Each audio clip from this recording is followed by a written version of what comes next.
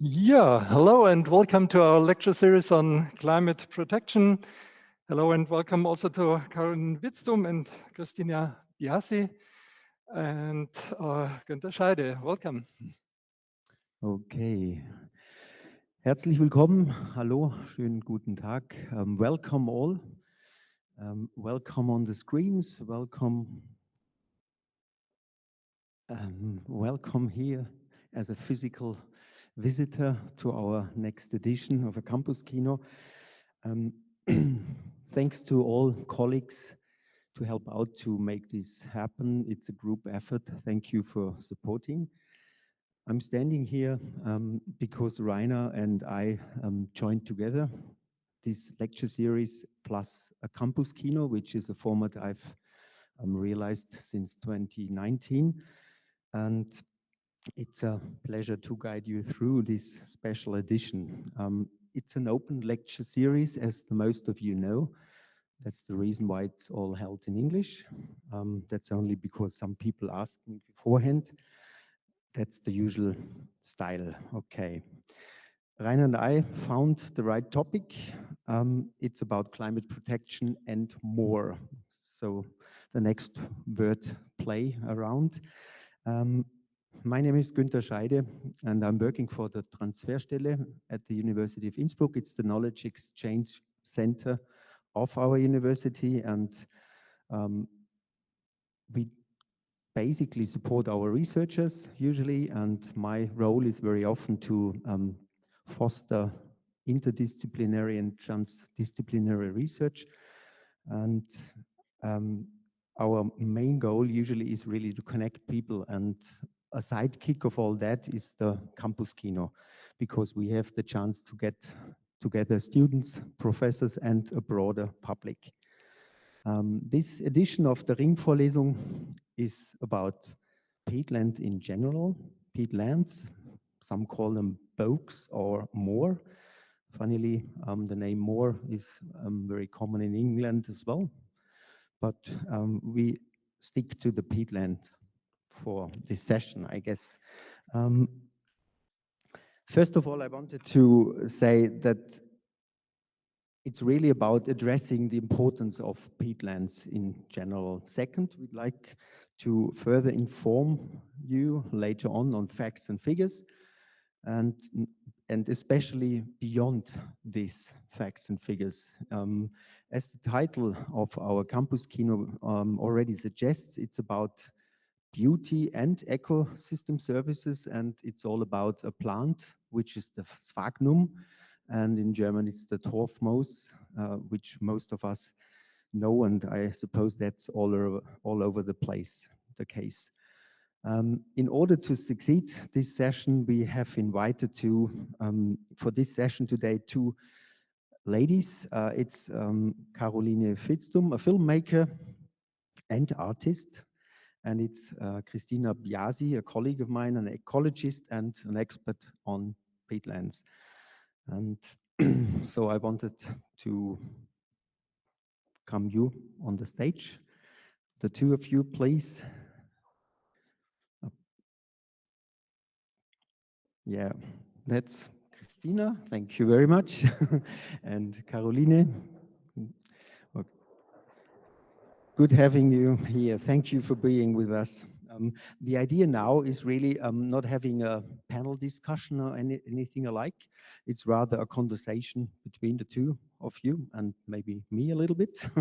And what I wanted to really start off with is giving it all together a little bit of personal touch. So I wanted to give you the chance to share probably why you are so passionate about peatlands and the work you do within the peatlands. And yeah, maybe who wanted to start? I have forgotten. Christina?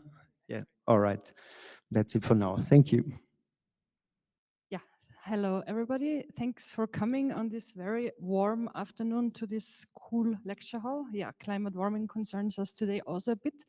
And yeah, we will discuss a bit what we can hopefully do against it. My name is Christina Biasi. I'm from University of Innsbruck, from the Institute of Ecology. And yeah, maybe the next slide. I wanted to tell a little bit about myself. I'm actually originally from the Tyrol. I'm from Austria. I'm from Kufstein in the Tyrol. And I studied here, at that time it was still biology. And during my studies, however, I didn't hear much about peatlands. I think at that time in Austria, peatlands didn't receive much scientific interest. Austria is also, to be honest, a peat dwarf, so we have relatively a small amount of peatlands. But I was personally always interested somehow as a biologist, as a natural scientist and nature lover. You are always intrigued by these habitats and by this landscape.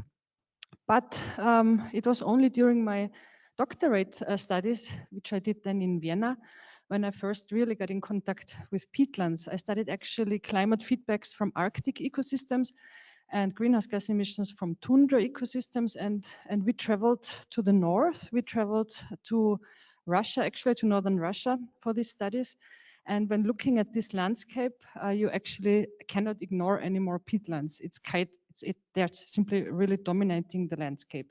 It's wet all over Siberia. We were in the Siberian lowlands, and there are so many swamps and wetlands. And it was for me becoming more and more clear that we have to really also study peatlands. And yeah, it was still during my PhD then, peatlands were kind of part of this ecosystem studies. But after my PhD, I moved then from Austria to Finland for my postdoc. And in Finland, of course, the peatlands receive a huge attention also for the science, for community, for people. There are simply a lot of peatlands around. I lived actually in Kuopio in the middle of Finland, and worked first for the University of Kuopio and later for the University of Eastern Finland. And yeah, if you look at this map, you see how dominant peatlands are in Finland. We have partly more than 50% of the terrestrial landscape are peatlands. In Austria, it's less than 5%. So obviously, everybody studied peatlands there. And also my research more and more focused then on peatlands. And I was originally wanted to stay for 3 years in Finland. Out of 3 years became 20 years. And during these 20 years, I did mostly, not only, but mostly peatland ecological studies, looking at greenhouse gas emissions from peatlands, at carbon and nitrogen cycling from peatlands, at natural peatlands, Arctic peatlands, permafrost peatlands, but also managed peatlands. In Finland at that time, it was still, when I started, there was still a lot of peat harvesting going on. So the peat industry was blooming, but soon in the 2010 years, then peat harvesting got forbidden, and there were big economical changes. People started to rewet peatlands and also to cultivate wet peatlands. So I was a bit involved in these studies as well. And yeah, my fascination for peatlands never stopped. And now when I came back to Austria 4 years ago, funnily, this knowledge and experience is very valuable, but because now here also the peatlands are in the center, in the focus of everybody, like of research also and of society, luckily.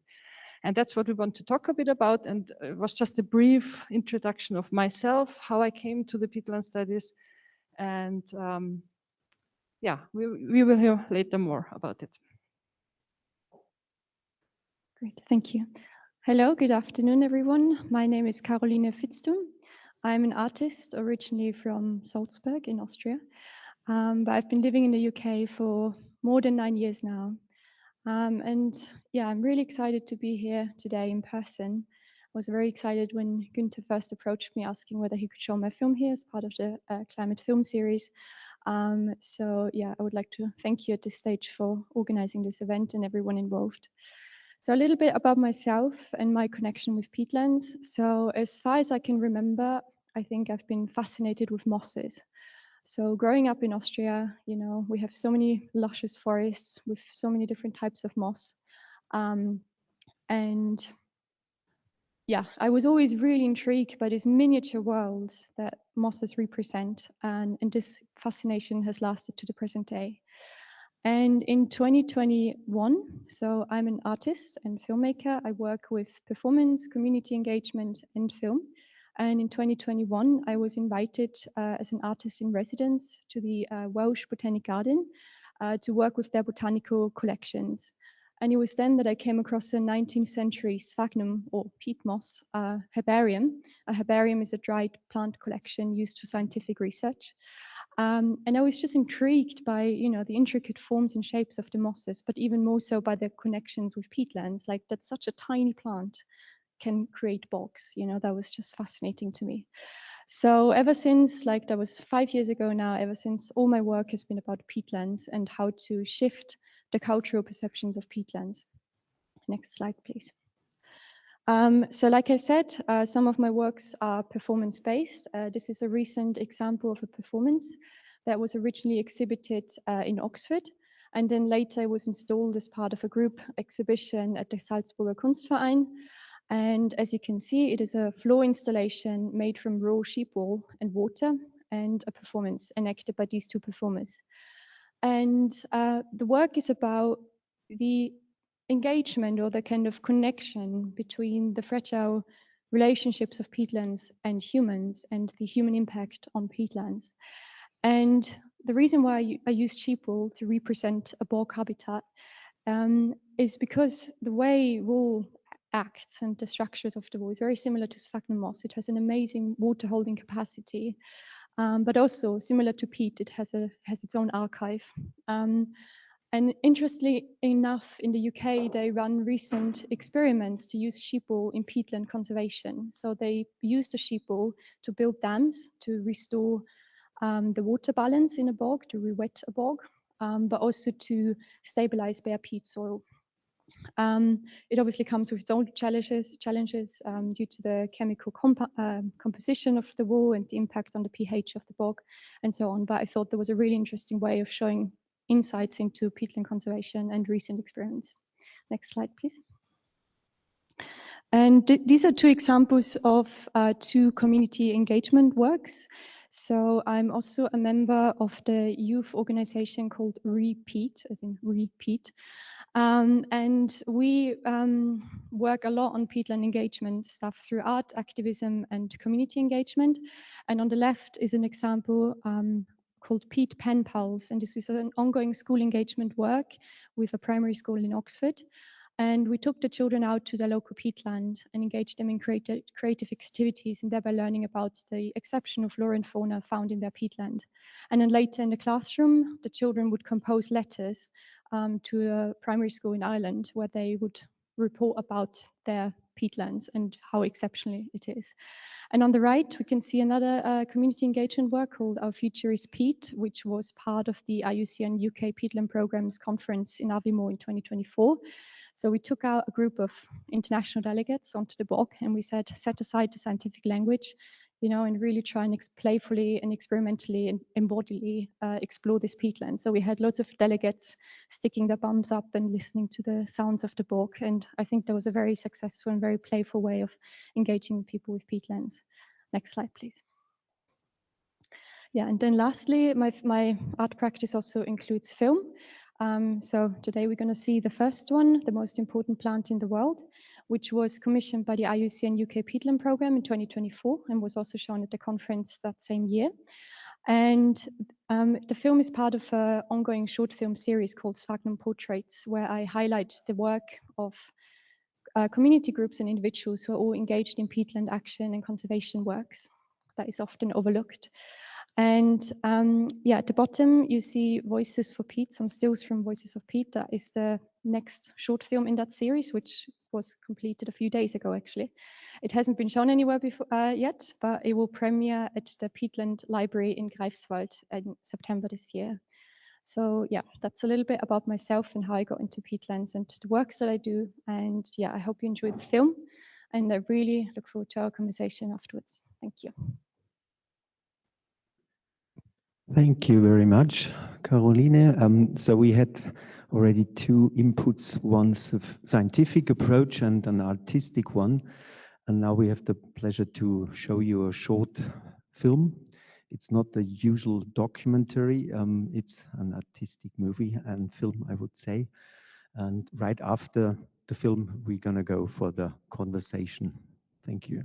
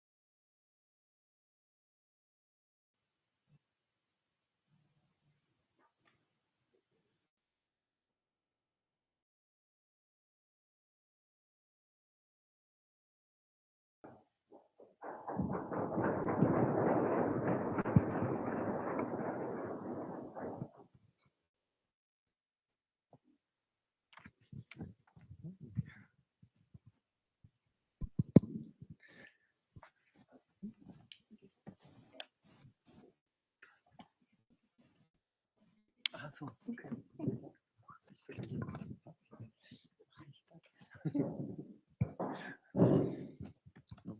Okay, I leave you for a second, but only a second. It's always tricky right after a film to go into a conversation, but that's the plan, and that's what we had planned, and so we'd like to get you involved in our conversation.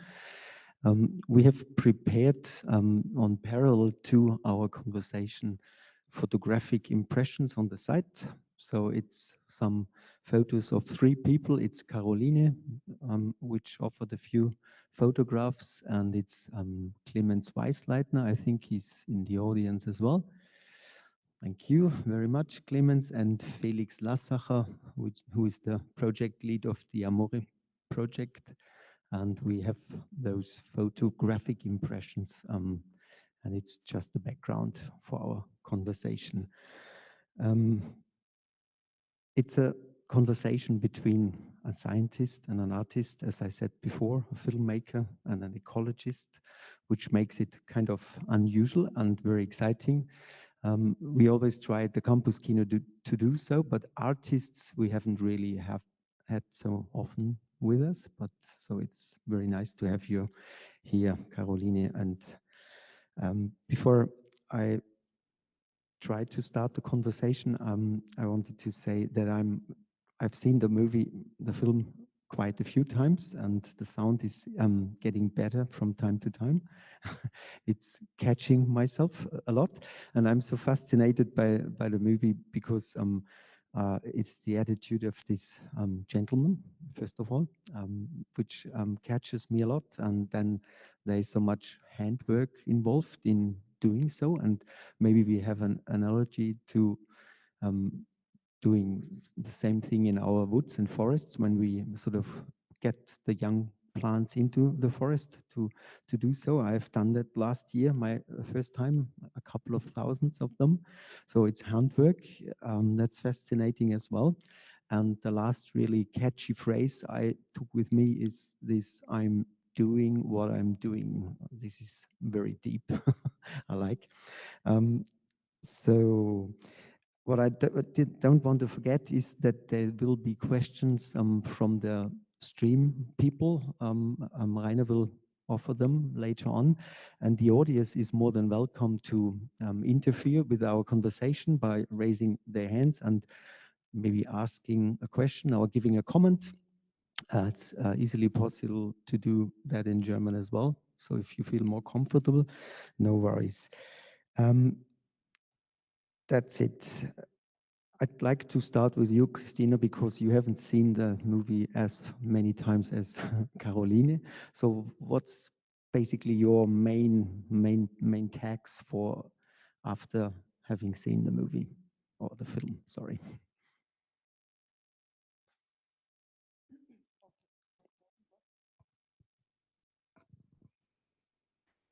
Yeah, okay, so it's a great film, which really is very important. I mean, me as an ecologist, I'm really so happy that these important topics are now on screen and actually also not like moving screen. Videos are really a medium where people, I think, are caught nowadays. And yeah, my question would be to you if there were any restrictions or any hesitations from the farmers that you come there and film them by doing what they are doing, because it's not yet so yeah, salonfähig, we say, like it's a new thing to do, and there are maybe also yeah, critics, I don't know, or at least people who might question what they are doing. Yeah, it's a good question, and I was asked that a lot. And so basically, I found out about them because I read an article in The Guardian a few years ago, maybe 5 years ago now. And ever since, I was really fascinated by this process of like micropropagating sphagnum mosses. So I wanted to find out. And I looked at their website, and you couldn't really find out too much, so it was a bit secretive. And then when I approached them for filming, there was a bit of hesitation because, like you say, it's still a process that is still very rare and has a lot of like technicalities that you might not want to share at this stage, you know. So I also had to sign an agreement that I wouldn't share too much about specific parts of the process, and I was also not allowed to film everything or film the lab itself, which is, yeah, like you say, quite understandable because it's still a very new approach. But yeah, the filming itself was quite amazing. I was like, I mean, everyone who loves moss, I mean, this is the most wonderful place to be. You just want to jump into these beds of mosses and just, you know, lie there forever. But yeah, it was quite interesting to get this very deep insight into how they micropropagate and then, you know, distribute the mosses across the damaged peatlands. As a scientist, I wanted to ask you, maybe I don't know myself, but do all the peatlands which are wetted have to be actually colonized by sphagnum externally, or is sphagnum never growing naturally back? Yeah, that again is a very common question. So I also want to say, just because I've made this film doesn't mean I necessarily you know, that this is the approach that I find the best. There are many different ways of restoring damaged peatlands, and this is one of them. And I also asked Neil, the director of BDMOS, what his opinion is of just letting the peat bog restore itself, right? But he says climate change is happening now, and we have to act now. And by reintroducing mosses at the scale like they do it, it just improves peatlands on a much quicker scale than if you just let peatlands restore themselves. Because, I mean, peat grows, I think, up to 1 millimeter per year. So if you imagine the scale, you know, that is far beyond the human lifespan. So I think it's just one way of restoring damaged peatlands in a quick and efficient way. And maybe just a little bit about also how they work with the mosses. So they take an original sample from a damaged peatland site, a very small sample, handful, and then they take it into their labs where they analyze the species and they create like a species mix, they call it. And then they micropropagate it. And or like they have a species mix from different sites across Europe, really. So they don't introduce species that wouldn't grow naturally in a damaged peatland. And I think that is quite interesting as well. We have even Sphagnum here. We wanted to give it a round. I don't know. Oh yeah, we can do so right now. Most people will be curious, I guess. On the other hand, everyone knows it anyways.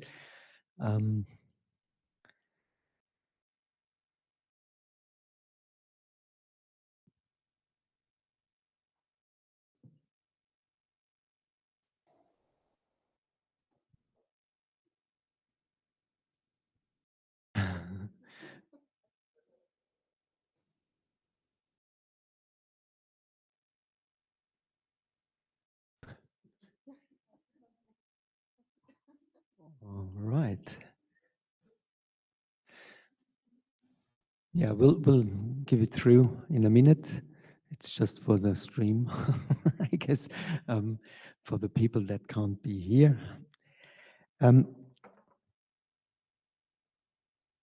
My question would be, sorry. Just quickly want to say we also got hand lenses, Botanikerlupen, so you can look at it up close as well. Okay.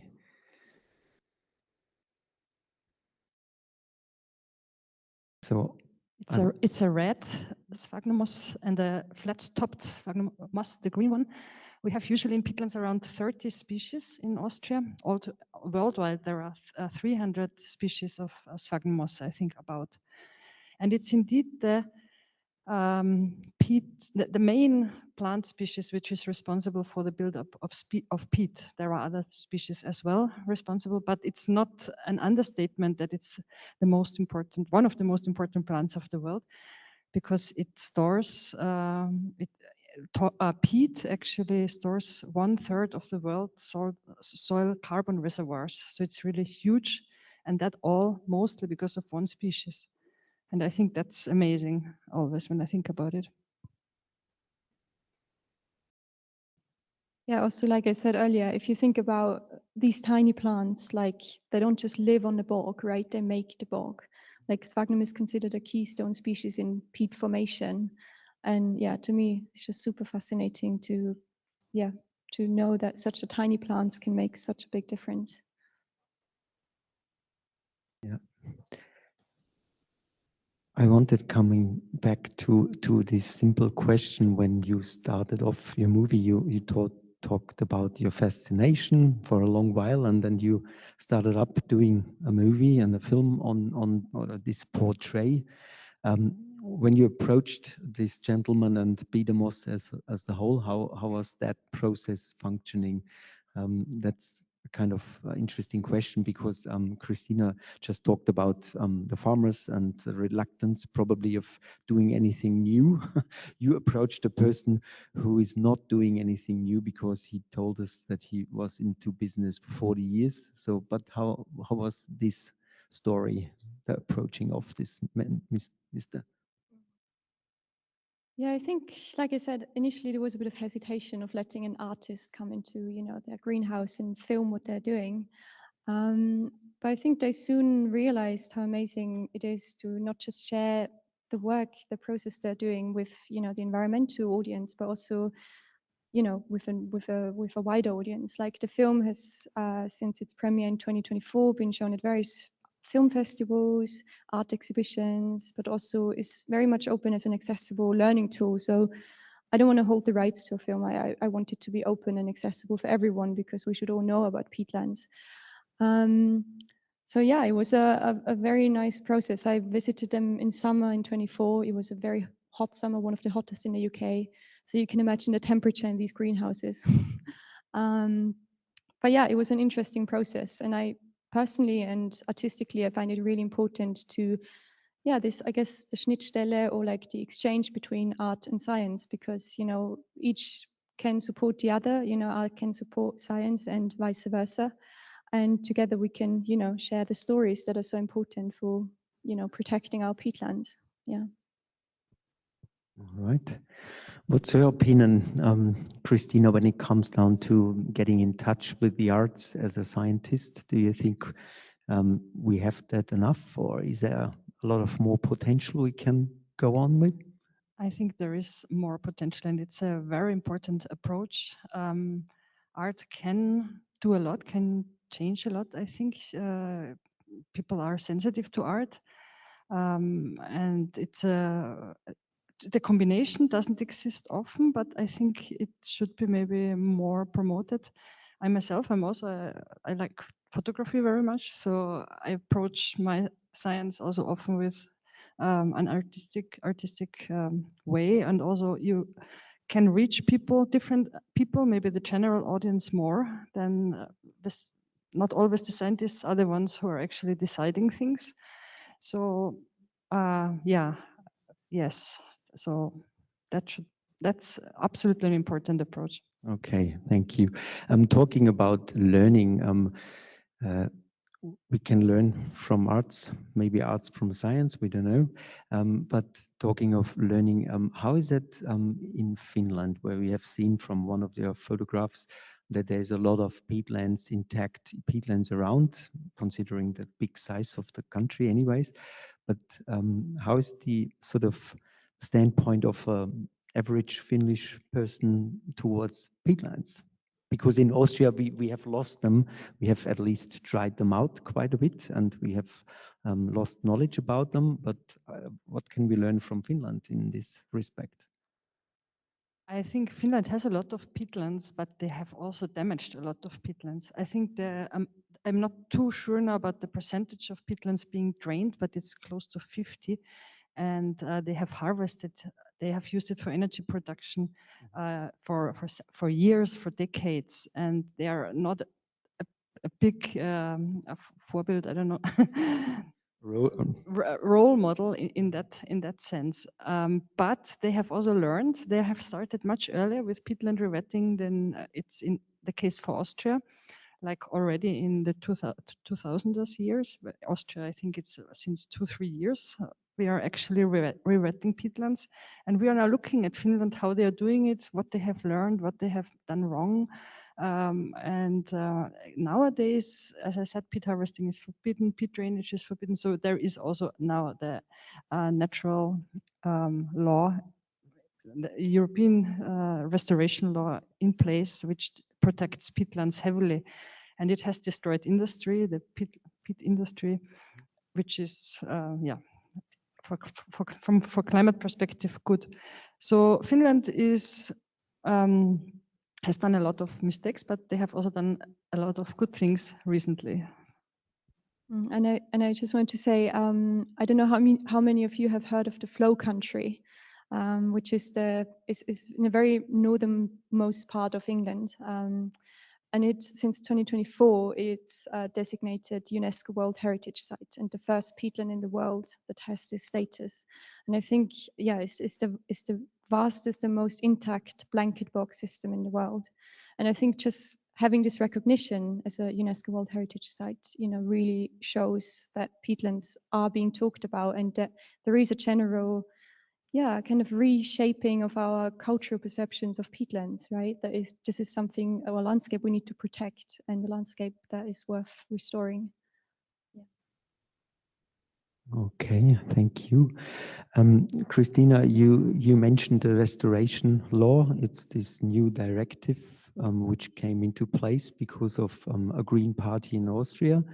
We actually right now don't know if it's really coming true. I mean, it's a directive, but considering politics these days, you never know. It's an important issue, but I don't know if there is any comments from the audience, maybe talking about renaturing and the restoration law. Is there any critique or any comments on that, or any other question from our audience? So just please raise your hand and then I'll come over with the microphone that also our online participants can hear you. So just, yeah, thank you. Can I speak in German? Yes. Ich glaube, seit ungefähr 40 Jahren kann das sein, dass es Greenpeace gibt, etwa. War das damals noch nicht im Bewusstsein sozusagen dieser engagierten Leute, dass man auch so langfristig schon in die Richtung denken muss?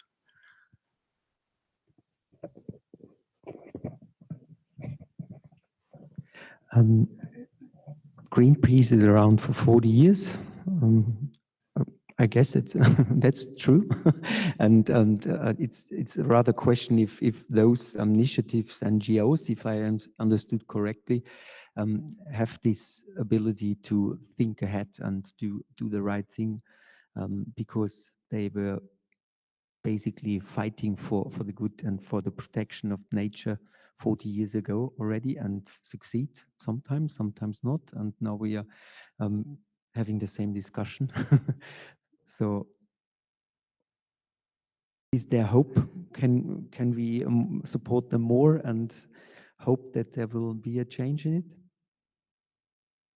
Well, I think Greenpeace was very important in setting the floor. I mean, that's always then a mind shift. It takes always much longer until the general public is kind of following, and the laws are also, especially in Austria, I might say that the bureaucracy is very slow.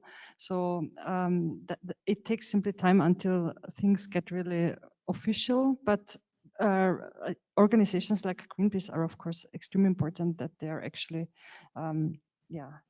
starting with pushing things through, and that people start to get to pay attention, and also the policy awareness. The policy awareness is the important thing.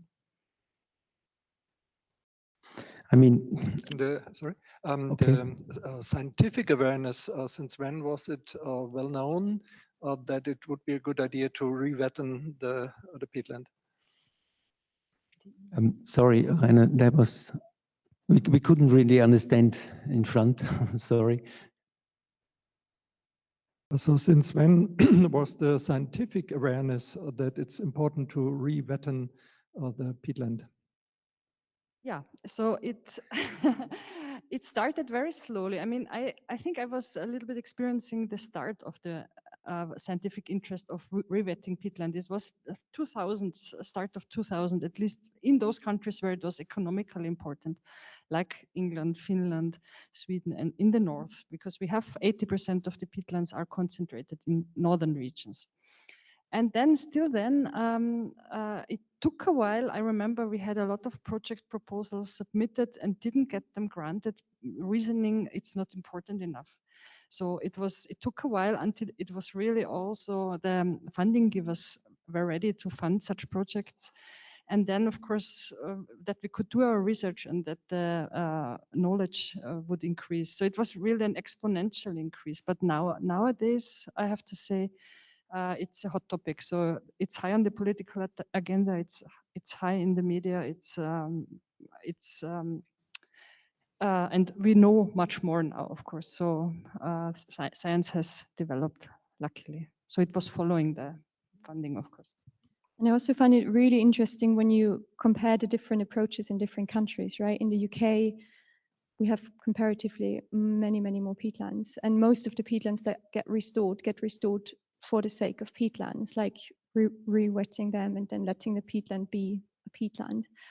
Whereas in Austria or Germany or the Netherlands, loads is happening around paludiculture, like wetland farming. So I think these two different approaches are also really interesting, and obviously has a lot to do with, you know, who owns the land, who is involved, land practices, and so on, political framework.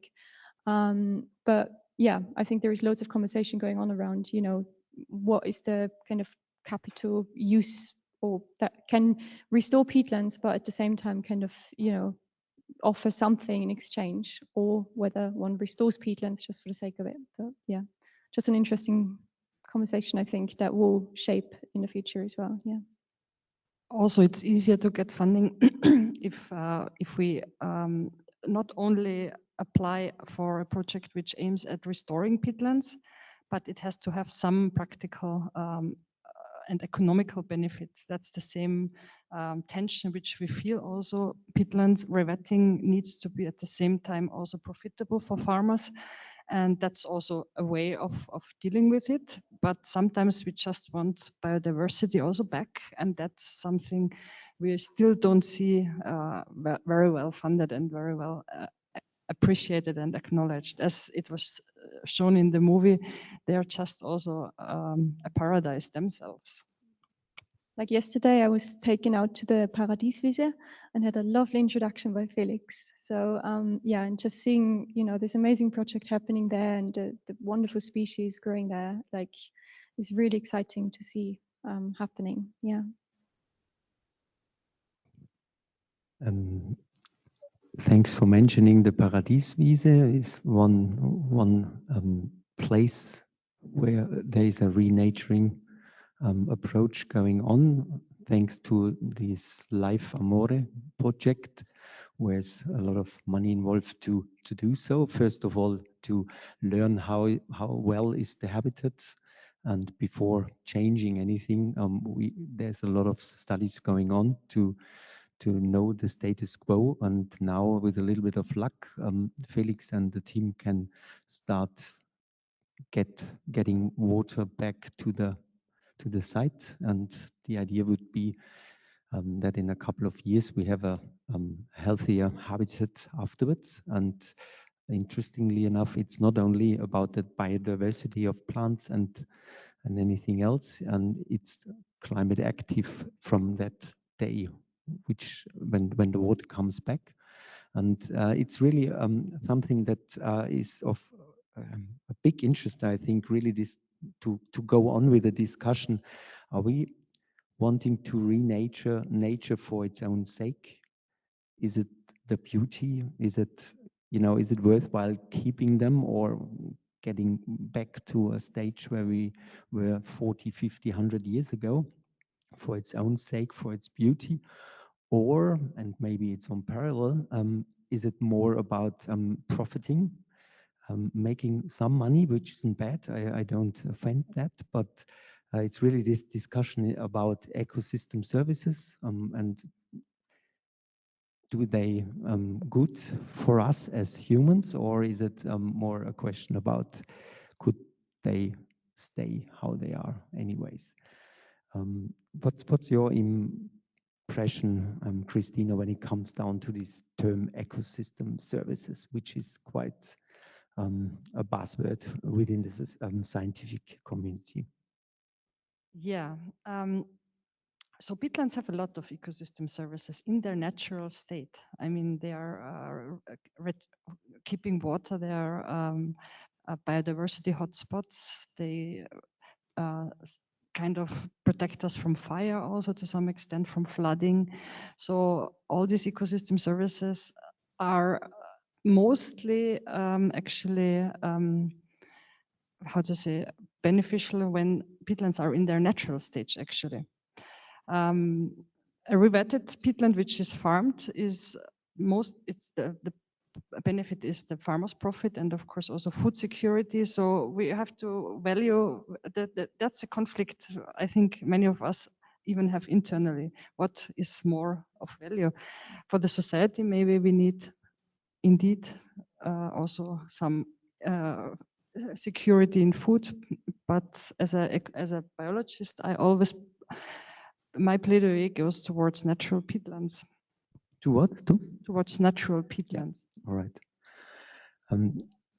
We did this trip yesterday together, Caroline and Christina and Felix, and we had really an interesting day because the first trip was towards the Peatland Science Center, which is part of the University of Applied Science in Freising, and it's a peatland center. It's the hotspot of peatland research in southern Germany. It's the equivalent to the stuff which they do in the north in Greifswald, where you could probably give a word afterwards towards, because you spent a couple of days, weeks, I can't remember. But anyhow, it's only an information for you as listeners. There is a big peatland science center around the corner, which is astonishing on its own, but it's really opening up this thing in southern Germany. They had a big farm, which the best soil you can possibly imagine, and they offered it towards renaturing in the sense of doing new farming. So they make out of this out of this good soil where they have had many cows and greenland food stuff on the site. They go back to create really a natural peatland, but for the sake of doing agriculture there. So it's quite interesting on its own. But then we did this trip further on to the Paradieswiese, where we had the opposite. It's about nature protection. It's about biodiversity, and I can't really tell, but it's two ways. And maybe with the Life Amore project, there's a little bit of thinking and doing in our region where we can sort of really get those things together, because we don't have huge agricultural farming in Tyrol, but we have small places and small bogs where we could really do stuff well and experiment what's the best for the future. Coming back to the audience and questions, because we are running sort of out of time. And Rainer, do you have any questions by chance from your chat? The chat not, but no, the audience but maybe. Any comments? Otherwise, I hand over directly to Caroline. No, I just wanted to follow up what you just said about that you kind of need both, right, to shift people's perceptions of peatlands, and also what you said, Christina. And I guess it's fairly obvious what my preference would be to restore it for the sake of peatlands. But obviously, you know, we live in a capitalist society. We need to think also how can we use these profitably. But yeah, I personally think that peatlands have so much to teach us, so much you can learn from peatlands, right? It's a landscape that exists in a completely different time zone, right? Like was mentioned earlier, how slow peat grows, like 1 millimeter per year. It's just, we live in such a fast time. Everything has to move so fast and constant progress. And whenever I'm in a peatland, I feel so calm. And so everything happens slowly. And I think a peatland is a landscape that isn't as obviously beautiful as, say, a forest or the ocean, but it is something where you need to slow down, where you need to sit down and really take time to see all the many amazing things that you can see in a peatland.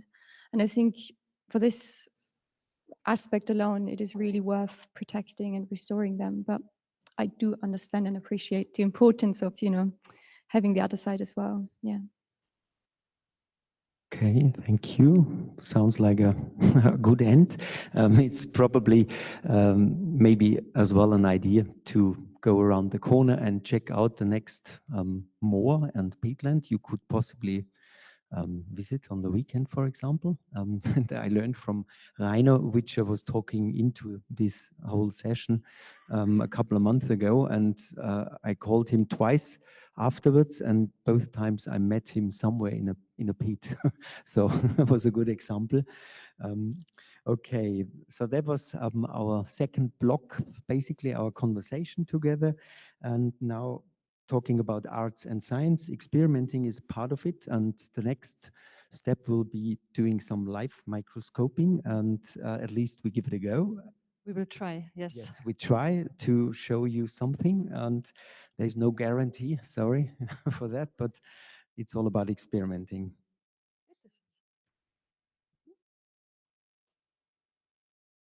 So because here we are actually having science combined with art, we thought we show you how such a moss leaf or a sphagnum leaf looks inside. So we are trying to now zoom in with a microscope, with an electronic microscope, or not an electrical microscope, and look at the cells because they're so beautifully arranged. I mean, they're beautifully arranged in all kinds of plants, but I think in sphagnum, especially beautiful.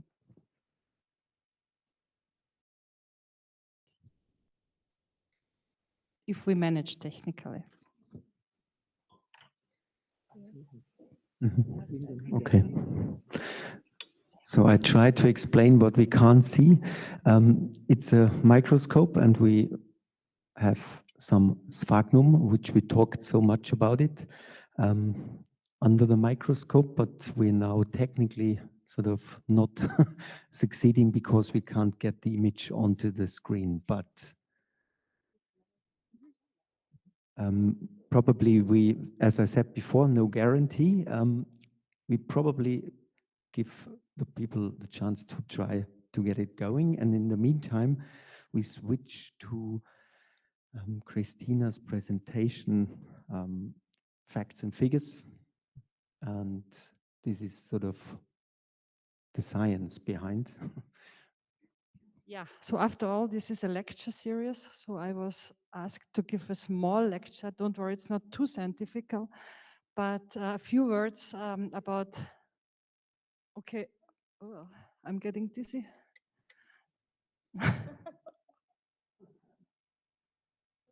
I wait a minute until they found my face. Maybe my eyes. Does it work? Okay. Yeah, so peatlands and climate protection. So some facts, that's the title of this presentation. I have to, of course, start with a figure which all of you surely know, this problem which we have since a couple of decades, actually already more than 100 years, that the CO2 concentration in the atmosphere is increasing steadily. It's increasing even steeply since the 1950s. And we have reached the threshold of 400 ppm CO2 in the atmosphere already by 2018, I think. And along with that, also the global temperature is increasing, and that's a problem.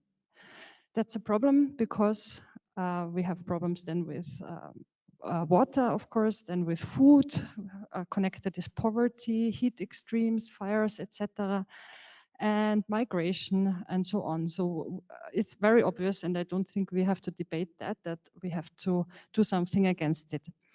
And in 2015 was, I think, one of the most important years for climate protection. It was the year where the Paris Agreement was made, and where all countries in the world uniformly decided to keep the emissions low so that the global temperature would not reach the anomaly, so that would not exceed more than 2 degrees, better 1.5 degree by 2050. And well, unfortunately, the USA has left already this agreement for the second time, but most countries are still try to stick to that agreement. And what does it mean in order to reach that goal? It means obviously cutting down CO2 emissions. And in fact, we need to really reach net zero emissions, net zero, that's not gross, but net zero emissions by 2050 in order to keep the global temperature by below 1.5 degree by 2050. And that needs change of many things, change of nearly everything. Change in consumption, change in energy production, change in also society, political laws, but also, as you know, industry behavior. Also, as you know, agriculture is a big emitter of greenhouse gases, and we need to cut down in greenhouse gas emissions from agriculture and also forestry.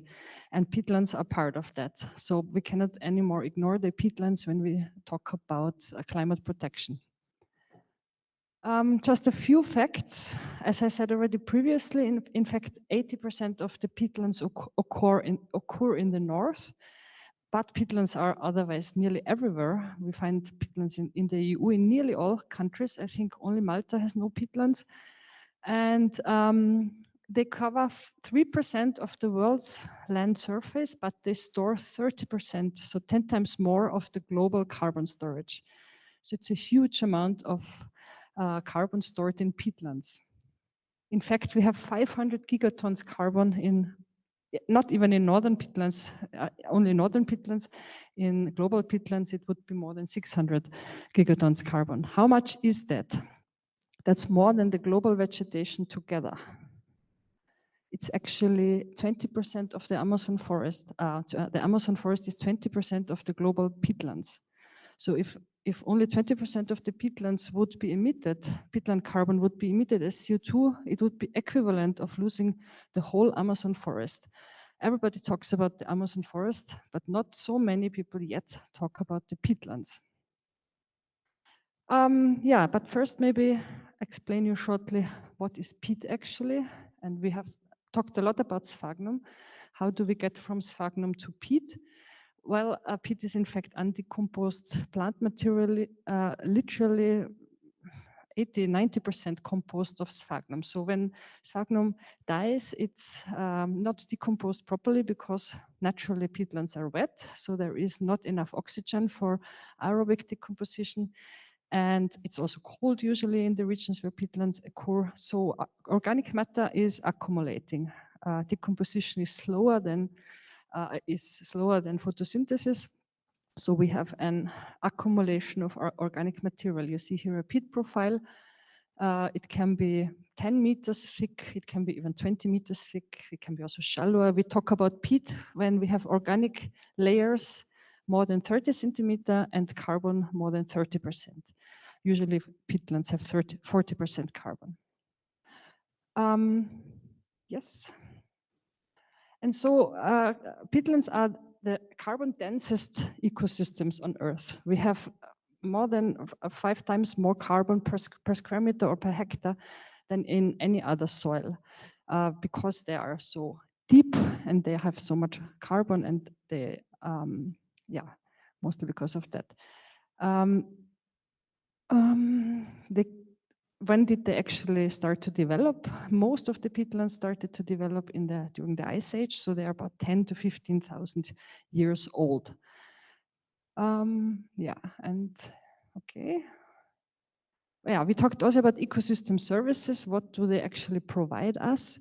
Or not only us, but generally, they retain water, which is very important. They filter water, so they can even purify water. As such, they're also natural. They naturally protect us from fire. And then they're biodiversity hotspots. A lot of rare, very highly specialized species live in peatlands, like for example the peat frog and sando and so forth. And not to forget what we talk about mostly here, that they store such a huge amount of carbon, and as such they are so important for the global climate regulation. Then of course peatlands have also cultural heritage. They actually support tourism and yeah, education. But the problem which we have are not the peatlands itself. It's this, what has happened over so many years, since hundreds of years actually. Peatlands are drained for all kinds of use, for agriculture, for forestry, for peat harvesting. It has been a habit for many generations, and I think people for a long time didn't think anything about it. It's only now that we know that this harms actually the environment and particularly the climate. In fact, in the EU, or globally, 20% of peatlands worldwide are drained and degraded. In the EU, the number is higher. It's 50% of peatlands are drained and also degraded. And in some countries, for example, Germany, it's more than 90%. In Austria, the number is around 50. And the problem, just a little bit again about science, but maybe you all know, obviously when the water draws down, then we have oxygen in the upper layers. And then this huge amount of carbon stocks are starting to decompose. And they release CO2, and they release CO2, and they release CO2. And not only CO2, also N2O, laughing gas, because many of the peatlands are actually also fertilized for agricultural use. And yeah, naturally also N2O is emitted. So we are turning natural peatlands from a greenhouse gas and carbon sink to a source by draining them. These are some numbers. Drained peatlands release per hectare about, yeah, CO2 is about 15 tons CO2 per hectare per year. And if you take, well, it's about 20, and then methane is actually reduced. So methane reduces the greenhouse gas footprint. So in total, we have a greenhouse gas footprint of about, that's actually not correct, this figure, to be honest, because drained peatlands are not emitting methane anymore. Methane is a bit of a problem when we actually rewet them. I come back to that later. But the dimensions are correct. We are turning the natural peatlands from a carbon sink to a carbon source, and also from a greenhouse gas sink to a greenhouse gas source. And we have mentioned that already previously. In natural state, peatlands grow quite slowly, actually. So they are not helping us to save carbon and to store carbon. They are growing about 1 millimeter per year. That's about 1% of the global greenhouse gas emissions. The importance lies in the carbon storage, which they have. When they are drained, they emit enormous amount. So we have to just stop draining them. Then we actually can cut down a lot of greenhouse gas emissions, particularly CO2. So 1 centimeter of peat we are losing every year simply by draining them. It can be even 3 centimeters in warmer regions. Now we come to Austria. Austria is a bit of a special case because in fact we don't have so many peatlands. Compared to other countries like, for example, Germany, the coverage is much lower. That's because of the mountains which we have. 0.5%, that's the number which I found. That's the area covered by peatlands in Austria. But still they emit disproportionately large amount of greenhouse gases, particularly CO2. So 1 to 1.5 megatons of CO2 are annually released from drained peatlands used for agriculture and forestry. And that's about 10 to 15% of the agricultural greenhouse gas emissions we have in Austria. So by stopping these emissions, we could immediately save, no, not immediately, but quite rapidly, quite soon save a significant amount of greenhouse gas emissions in Austria. Yeah, and the solution, as we talked about many times, sorry about the low resolution of this image, is rewetting them. And luckily nowadays there are laws also to support that. The Paris Agreement, as I mentioned already, implies that all peatlands would need to be rewetted in order to achieve our climate targets. The EU, renaturation law, which came to place in 2025, talks about 30% of drained peatlands must be restored and rewetted by 2030, and 50% of the peatlands must be rewetted and restored by 2050. Currently, and correct me if I'm wrong, Felix, I think about 1% of the peatlands are rewetted. So still a long way to go, and not sure if we reach these targets, but they're there at least, and it goes in the right direction, I would say. And we know that we can reach the greenhouse gas balance of near natural conditions in peatlands when we rewet them. Not immediately, because we have the problem of increased methane emissions at the beginning, but there are also ways to go around that. Yeah, and then rewetting, you can do 2 things. This is restoration and restoring natural conditions in peatlands, like just letting the peatland grow again and kind of aim for biodiversity again. Or, and that's what is, I think, most, I don't know what's the percentage of peatlands which are actually restored for farming. So the wet peatland farming, or paludiculture it's called, that's a very promising method of dealing with wet peatlands, because many plants actually tolerate the wet conditions very well. We have reed canary grass, we have sphagnum, as we talked about, we have what's it called? Cotton grass, exactly. We have willows for bioenergy. So there's a lot of possibilities to manage and farm wet peatlands.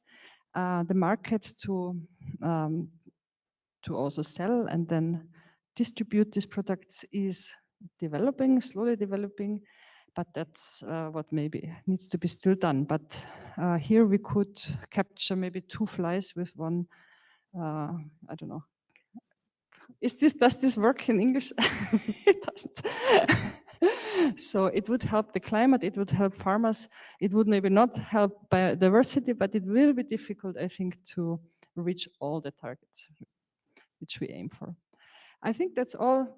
Yeah, again, sphagnum, coming back to sphagnum, that's what I wanted to say and show. And sorry that the microscope doesn't work. It works now. Thanks. Thank you, Christina. So is it looking better now? Second go. In the meantime, again, we can just probably together follow up on paludiculture, which Christina just mentioned at the end of her talk. The before mentioned Peatland Science Center was lending us a few products which are made of peatland resources, and we will put the stuff to the bar later on, or we can give it around.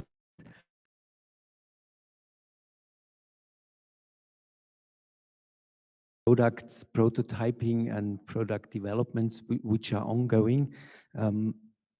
It's, for example, just to give you an impression, a piece of paper, it's a cardboard, where quite a percentage of grass from some peatlands included. So it's something we will see more and more. It's fast growing grass. It's quite ecologically correct, if you say so. It's paperwork. It's stuff like we are used to produce from recycled newspaper, for example. Or sorry, 1 second.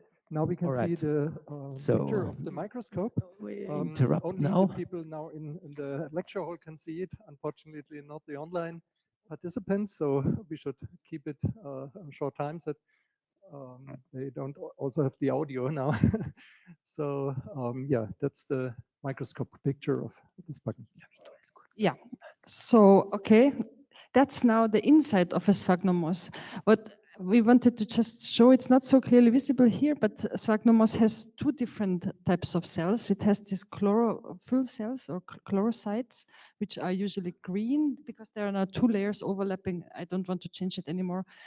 You see everything green, but the small oval ones would be the chloroplasts, and the big, like octagonal or yeah, bigger cells are actually only filled with water, so they're hyaline cells.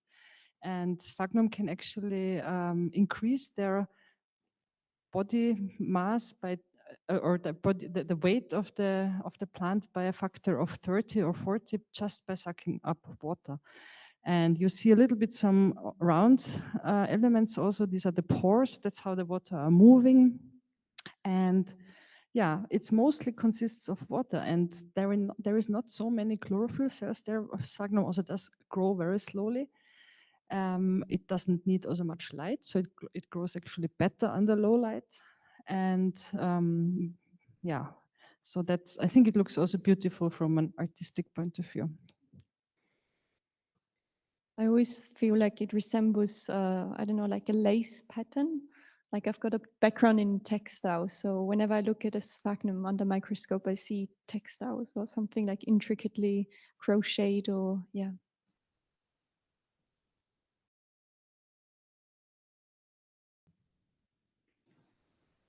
And I guess it's also so interesting when you think about what technology can do, right? Like seeing sphagnum under a microscope just opens our eyes and just allows us to see it from a different perspective. And again, I think this is how the visual can kind of, help us shape an understanding of how these plants work.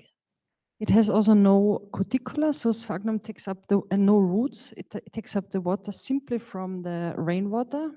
That's also how you actually cultivate it, by adding water without any nutrients or very nutrient poor water. Otherwise, it wouldn't grow. And the dead stems of sphagnum is the first step of peat. So that's actually what peat is mostly composed of. And we have a lot of phenolic compounds in sphagnum. That's why it decomposes also so slowly, not only because it's wet and cold, but also because of the chemical characteristics of this moss. You see a bit of this here when it's getting browner.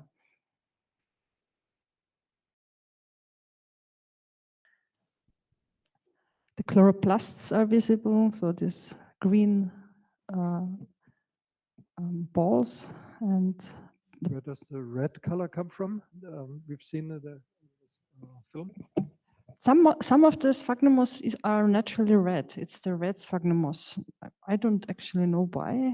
I think, as I said, they don't grow very rapidly, so they don't need so much of this green chlorophyll. They also grow well under low light, and then red color is sufficient to grow. And I think it was also really interesting when you saw the mosses in the greenhouses at Beta Moss that we saw in the film. They were all really uniform color green.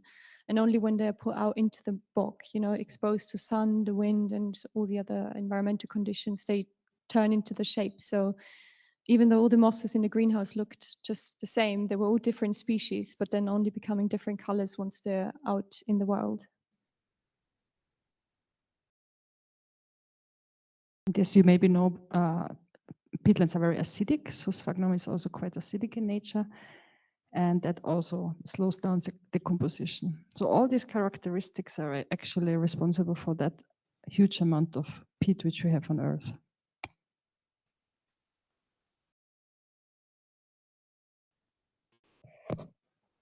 Okay, probably we could go on and we can go on, but since we have a public lecture series which is streamed as well, I'd like to suggest that we finish off with a short movie, and in order to give the others the chance to check it out, and if there is ambition to do a little bit more microscoping later on, there's no problem.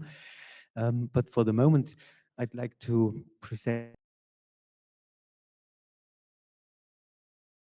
Clemens Weisleitner, and it's for the Amore project. That's the project I mentioned before. It's running 10 years, and it's running now for almost 1 year. It's funded to a large extent by the European Union. And Felix Lassacher, which was mentioned quite a few times, he is from the Land Tirol, and he's sort of the lead partner for Tirol. And it's only a short movie film to give you an impression what we try as University Innsbruck to cooperate with those guys which do the sort of the stuff out in the field, and we try to be around and helpful as being scientists, and it's only a plaidoyer for doing stuff together. It will be basically the end of the show for today, and if you have time and if you're a little bit thirsty, take a drink and a Brezen, and that's it for now. Thank you.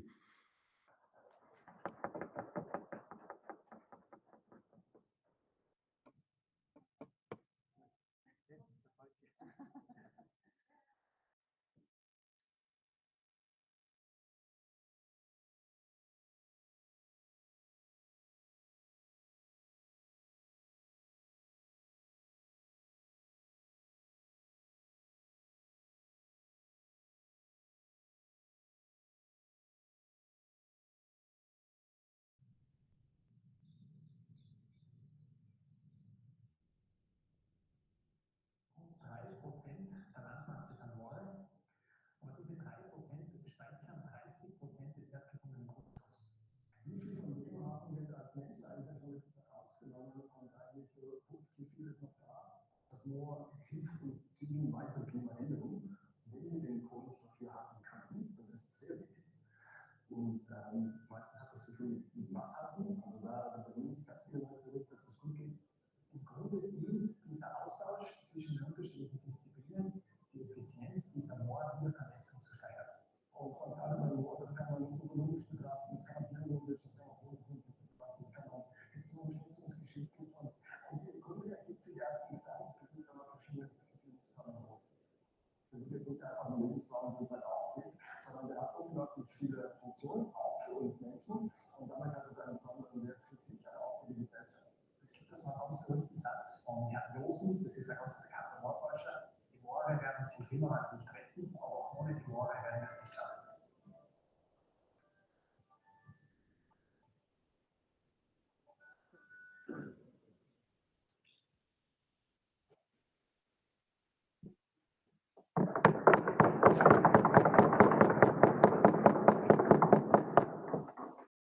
Lecture series, and yeah, thank you also for the online participants, and yeah, have a look at our program for the next lectures. Thank you for coming. Goodbye.